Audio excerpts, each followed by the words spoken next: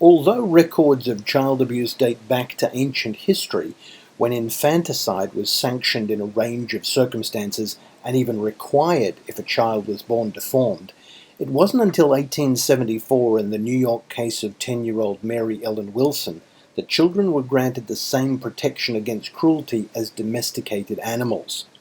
And it was almost another 100 years before the term child abuse was introduced into modern language by Dr. C. Henry Kemp in his 1962 study, Battered Child Syndrome, which led to the development of laws across the United States requiring mandatory reporting of suspected child abuse by medical practitioners.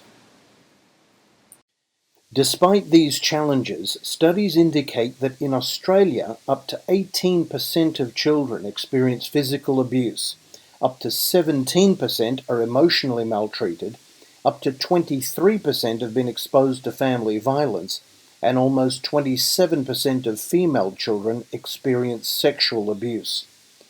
US estimates indicate that over 15% of all US children experience maltreatment by a caregiver every year. That's more than 11 million kids in just one country. Globally, on average, over 33% of female children experience sexual abuse, and 43% of boys experience physical abuse, with that figure rising to almost 85% in Africa. And in South America, over 50% of both boys and girls experience neglect. A review of 38 reports from 96 countries estimated that half the world's children, that's 1 billion individuals, were subjected to at least one form of maltreatment, with almost half of those cases involving multiple types of abuse. Child maltreatment victims have a 59% increased likelihood of arrest as a juvenile, a 28% increased likelihood of adult criminal behavior, and a 30% increased likelihood of committing a violent crime.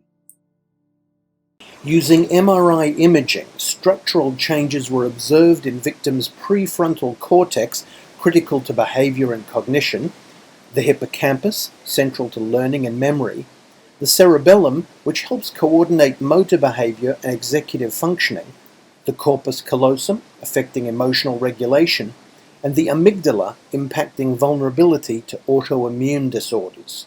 Those with multiple experiences of maltreatment typically display an increased risk of substance abuse, high-risk sexual behaviors, and a range of serious medical conditions, including lung disease, heart disease, diabetes, obesity, and a 20-year shorter lifespan than those raised in less abusive households.